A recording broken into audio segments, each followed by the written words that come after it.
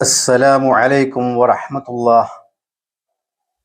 الحمد لله رب العالمين، والصلاة والسلام على أشرف المرسلين وعلى آله وصحبه أجمعين. أما بعد، قد أنك قد ملكت الأرض طرا ودان لك العباد فكان ماذا أليس غدا مصيرك جوف قبر ويحث الترب هذا ثم هذا. പ്രിയമുള്ള സഹോദരന്മാരെ, സഹോദരിമാരെ,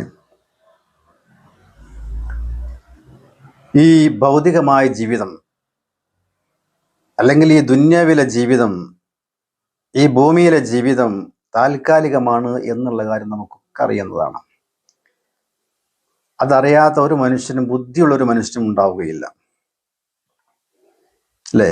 എന്നെങ്കിലും ഒരു ദിവസം മരിക്കും എന്ന് അറിയാത്ത ബുദ്ധിയുള്ള ഏതെങ്കിലും മനുഷ്യരുണ്ടാവും? ആരുണ്ടാവില്ല.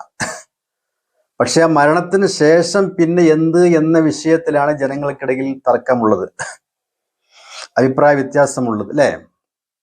നമ്മുടെ വിശ്വാസപ്രകാരം, ഒരു മുസ്ലിമിന്റെ വിശ്വാസപ്രകാരം മരണത്തിന് ശേഷമാണ് അവൻ യഥാർത്ഥ ജീവിതം അനുഭവിക്കുന്നത് എന്നുള്ളതാണ്. മരണത്തിന് ശേഷം നമ്മൾ ജീവിതം കെട്ടടങ്ങുകയല്ല, അവസാനിക്കുകയല്ല. സത്യത്തിൽ അവൻ മറ്റൊരു ജീവിതത്തിലേക്ക് കാലെടുത്ത് വെച്ചിരിക്കുന്നു. ആ ജീവിതത്തിന്റെ പ്രത്യേകത എന്താണ്? ആ ജീവിതത്തിന് അറ്റമില്ല എന്നുള്ളതാണ്. അതാണ് നാം പ്രധാനമായിട്ടും മനസ്സിലാക്കേണ്ട കാര്യം. ദുന്യാവിലെ ജീവിതത്തിന് അറ്റമുണ്ട്. എന്താണ് അറ്റം? അഅ്മാറു ഉമ്മത്തി മാ ബൈന സിത്തീന വസബഈൻ. പ്രവാചകൻ സല്ലല്ലാഹു അലൈഹി വസല്ലമ തങ്ങൾ ഈ ഉമ്മത്തിനെ പഠിപ്പിച്ചു കൊടുത്തു. എന്ത്? എൻ്റെ സമുദായത്തിന്റെ ആളുകളുടെ വയസ്സ് എത്രയാണെന്നറിയുമോ? അഅ്മാറു ഉമ്മത്തി മാ ബൈന സിത്തീൻ വസബഈൻ. 60ന്റെയും 70ന്റെയും ഇടയിലാകുന്നു എൻ്റെ സമുദായത്തിലെ ആളുകളുടെ വയസ്സ്. അപ്പൊ എൻ്റെ സമുദായം എന്ന് പറയുമ്പോൾ മുസ്ലിങ്ങൾ എന്ന് മനസ്സിലാക്കരുത്, നബിക്ക് ശേഷം വന്ന ആളുകൾ എന്നർത്ഥം. നബി എല്ലാ ആളുകളിലേക്കുമുള്ള പ്രവാചകനാണ്, എല്ലാവരും മുസ്ലിങ്ങളിലേക്ക് മാത്രമുള്ള പ്രവാചകൻ, അങ്ങനെ മനസ്സിലാക്കരുത്. അപ്പൊ നബിക്ക് ശേഷം വന്ന ആളുകൾ, അവരുടെ വയസ്സ്, അതിനു മുമ്പ് ആയിരക്കണക്കിന് വർഷങ്ങളൊക്കെ ജീവിച്ചിരുന്ന ആളുകൾ ഉണ്ടായിരുന്നു. എന്നാൽ നബിയുടെ സമുദായത്തിൽ അവരുടെ വയസ്സ് എത്രയാണ്? സാധാരണഗതിയിൽ 60ന്റെയും 70ന്റെയും ഇടയിലാണ്. ചിലപ്പോൾ അതിന് മുമ്പ് പോകാം, പിമ്പ് പോകാം, അത് വേറെ വിഷയം. അപ്പോ ഇതാണ് ഈ ദുന്യാവിലെ ജീവിതത്തിന്റെ അവസ്ഥ. ഒരു ദിവസം എല്ലാവരും പോകും. പോയി നമ്മുടെ ഖബറിലേക്ക് കൊണ്ടുപോയി വെച്ച് കഴിഞ്ഞാൽ നമ്മളൊരു പുതിയ ജീവിതത്തിലേക്ക് കാലെടുത്ത് വെക്കുകയാണ്, അല്ലേ? നമുക്കൊക്കെ അറിയുന്ന കാര്യമാണ്. അപ്പൊ ആ ജീവിതത്തിൽ നമുക്ക് ഉപകാരപ്പെടുന്ന കുറെ കാര്യങ്ങൾ, ഒരുപാട് കാര്യങ്ങളുണ്ട്. അതൊക്കെ അവനവന്റെ കഴിവിനനുസരിച്ച് ചെയ്യുക. എല്ലാവർക്കും എല്ലാ കാര്യവും ചെയ്യാൻ കഴിയില്ല. കുറച്ച് കാര്യങ്ങൾ ഞാൻ ഇവിടെ എണ്ണി പറയാം. എന്താണ്? ഒന്ന്, ഉലൂമുൻ ബസ്സഹാ വദുആഉ നജ്ലി വഗർസുൻ നഖ്ലി والصدقات تجري ووراثة مصحف ورباط الصغر وحفر البئر أو إجراء نهر وبيت للغريب بناء يأوي إليه أو بناه محل ذكر وتعليم للقرآن كريم فخذها أحاديث بحسري. പരലോക ജീവിതത്തിന് ഉപകാരപ്പെടുന്ന കുറെ കാര്യങ്ങൾ ഇത് മാത്രമാണെന്ന് മനസ്സിലാക്കരുത്. കുറച്ച് എണ്ണി പറഞ്ഞു എന്ന് മാത്രം. വേറെയും ഒരുപാട് കാര്യങ്ങളുണ്ട്. എന്തൊക്കെയാണ് ഈ കാര്യങ്ങളിൽ ഈ സംഭവത്തിൽ പറയുന്നത്? ഉലൂമുൻ ബസ്സഹാ വദുആഉ നജ്ലി. അവൻ തന്റെ ജീവിതകാലെടുത്ത് ഇൽമ പഠിച്ചു, വിദ്യ അഭ്യസിച്ചു, വിജ്ഞാനം നേടി, ആ വിജ്ഞാനം മറ്റുള്ള ആളുകളിലേക്ക് പകർന്നു കൊടുത്തു. അങ്ങനെ ജനങ്ങൾ നന്നായി.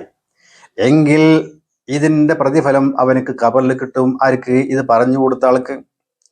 വദുആഉ നജ്ലി, സ്വന്തം മക്കളുടെ പ്രാർത്ഥന, അതും അവന്റെ ഖബറിലേക്ക് കിട്ടും. വഗർസുൻ നഖ്ലി വസ്സദഖാതു തജ്രി, വഗർസുൻ നഖ്ലി, മരം നടുക. അത് എന്ത് മരമാവട്ടെ, മാവാവട്ടെ, ചക്കയാവട്ടെ, പിലാവാവട്ടെ, തേങ്ങയാവട്ടെ, തെങ്ങാവട്ടെ, എന്ത് മരമായിരുന്നാലും മരം നട്ടു. ആ മരത്തിന്റെ ഫലങ്ങൾ, അതിൽ നിന്നിട്ട് കിട്ടുന്ന ഫലങ്ങൾ മറ്റുള്ള ആളുകൾ ആസ്വദിക്കുന്നു, അനുഭവിക്കുന്നു, ഭക്ഷിക്കുന്നു എങ്കിൽ ഈ മരം നട്ട ആൾക്ക് അതിന്റെ പ്രതിഫലം അവന്റെ ആ ഉഖ്റവിയായ ജീവിതത്തിലേക്ക് കിട്ടിക്കൊണ്ടിരിക്കും. ആ മരത്തിൽ നിന്നും ഫലം കിട്ടിക്കൊണ്ടിരിക്കുന്നിടത്തോളം കാലം. വറാസത്തു മുസ്ഹഫിൻ വരിബാതു സഗരി വഹഫറുൽ ബീരി ഔ ഇജ്റാഉ നഹരി, മുസ്ഹഫ് സംഭാവന ചെയ്യുക, പള്ളിയിലേക്കോ അതുപോലുള്ള സ്ഥാപനങ്ങളിലേക്ക് അല്ലെങ്കിൽ പഠിക്കുന്ന വിദ്യാർത്ഥികൾക്ക് മുസ്ഹഫ് നൽകുക. അതുപോലെ തന്നെ പൊതുവായിട്ടുള്ള നല്ല വിശ്രമ കേന്ദ്രങ്ങൾ ഉണ്ടാക്കുക. പക്ഷെ ആ വിശ്രമ കേന്ദ്രം എന്താവരുത്? അനാശാസ്യ കേന്ദ്രങ്ങളാകരുത് കേട്ടോ. അങ്ങനെ ആകുമ്പോൾ ദോഷമായിട്ട് ഭാവിക്കും. നല്ല വിശ്രമ കേന്ദ്രങ്ങൾ, നല്ല ആളുകളായിരിക്കണം അവിടെ വന്നിരിക്കുന്നത്, അല്ലെങ്കിൽ അത് കേടായി ഭവിക്കും. അങ്ങനെയുള്ള നല്ല വിശ്രമ കേന്ദ്രങ്ങൾ.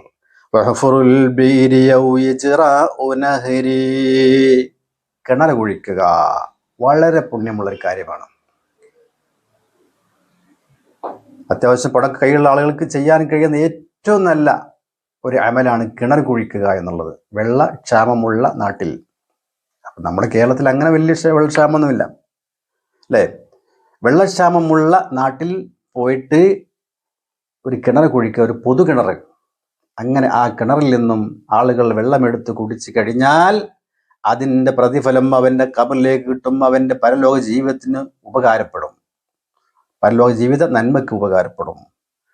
ഔ ഇജ്റാഉ നഹരി, അല്ലെങ്കിൽ കൃഷിക്കനുയോഗ്യമായ അനുയോജ്യമായ കനാലുകൾ, തോടുകളൊക്കെ ഉണ്ടാക്കി കൊടുക്കുക.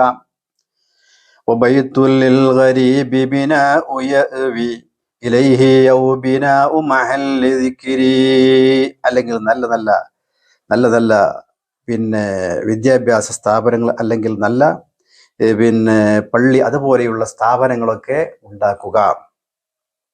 വതഅലീമുൽ ലിൽ ഖുർആനിൻ കരീമിൻ ഫഖുദ്ഹാ അഹദീസും ബിഹസ്രി, ഖുർആൻ പഠിപ്പിച്ചു കൊടുക്കുക ജനങ്ങൾക്ക്. ഇങ്ങനെ ഒരുപാട് കാര്യങ്ങൾ ഉണ്ട്.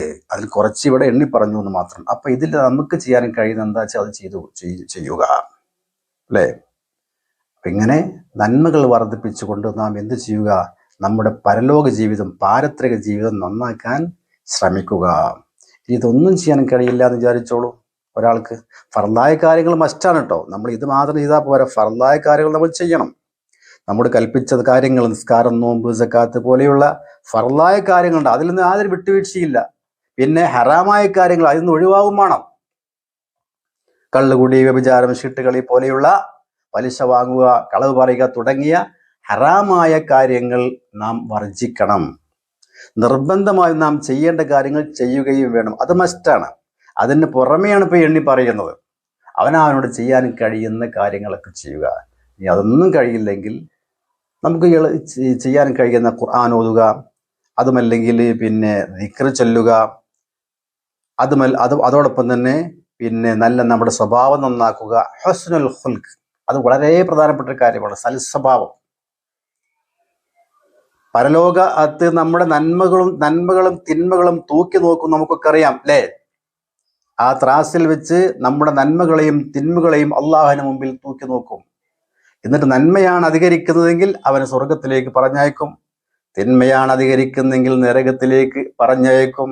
ഫരീഖും ഫിൽ ജന്ന വഫരീഖും ഫിസ് സഈർ, നരകത്തിൽ രണ്ട് വിഭാഗമാക്കി മാറ്റും. ഒന്ന് നന്മയുടെ സ്വർഗത്തിലേക്ക് പോകുന്ന ആളുകൾ, മറ്റൊന്ന് നരകത്തിലേക്ക് പോകുന്ന ആളുകൾ. അപ്പോ ഈ നന്മയുടെ ത്രാസിൽ നന്മകൾ തിന്മകൾ തൂക്കി നോക്കുമ്പോൾ അതിൽ നന്മ ഏറ്റവും അധികം തൂങ്ങാൻ പിന്നെ പര്യാപ്തമാകുന്ന ഒരു സംഭവം എന്താണ്? അതിൻ്റെ പേരാണ് ഹുസ്നുൽ ഖുൽഖ്, സൽസ്വഭാവം. സൽസ്വഭാവമാണ് ഏറ്റവും അധികം അവൻ്റെ ത്രാസിൽ കനം തൂകുന്ന സംഭവം, വസ്തുത. നിസ്കാരം നോമ്പൊന്നല്ല, ആക്കിയതിന് ശേഷമാണ് വരുന്നത്. സൽ സ്വഭാവം, നമ്മുടെ സ്വഭാവം നന്നാക്കുക, മറ്റുള്ളവരുമായിട്ടുള്ള ഇടപെടലുകൾ നന്നാക്കുക. തൻ്റെ സഹോദരന്റെ മുഖത്ത് നോക്കി ഒന്ന് പുഞ്ചിരിക്കുന്നത് പോലും പിന്നെ സദഖയാണെന്ന് പ്രവാചകൻ സ്വല്ലല്ലാഹു അലൈഹി വസല്ലമ തങ്ങൾ നമ്മെ പഠിപ്പിച്ചിട്ടുണ്ട്. തബസ്സുമുക ഇലാ വജ്ഹി അഖീക സദഖ. മറ്റൊരാളെ കാണുമ്പോൾ അവരുടെ മുഖത്തേക്ക് നോക്കി ഒന്ന് പുഞ്ചിരിക്കാൻ നിനക്ക് കഴിയുമോ അതുപോലും നിനക്ക് പ്രതിഫലമുണ്ട് എന്ന് പ്രവാചകൻ സ്വല്ലല്ലാഹു അലൈഹി വസല്ലമ തങ്ങൾ നമ്മെ പഠിപ്പിച്ചു. അപ്പം നമ്മുടെ സ്വഭാവം നന്നാക്കും, അത് വളരെ ഇമ്പോർട്ടൻ്റ് ആണ്. അങ്ങനെ നന്മകൾ വർദ്ധിപ്പിച്ചുകൊണ്ട് ഇന്നല്ലെങ്കിൽ നാളെ നാം ഒക്കെ ഇവിടെ നിന്നും വിട പറയും എന്ന ആ ബോധത്തോടു കൂടി പ്രവർത്തിക്കുക. അല്ലാഹു സുബ്ഹാനഹു വ തആല നമുക്കതിന് തൗഫീഖ് നൽകുമാറാകട്ടെ. അസ്സലാമു അലൈക്കും വറഹ്മത്തുള്ളാഹി തആല വബറകാതുഹു.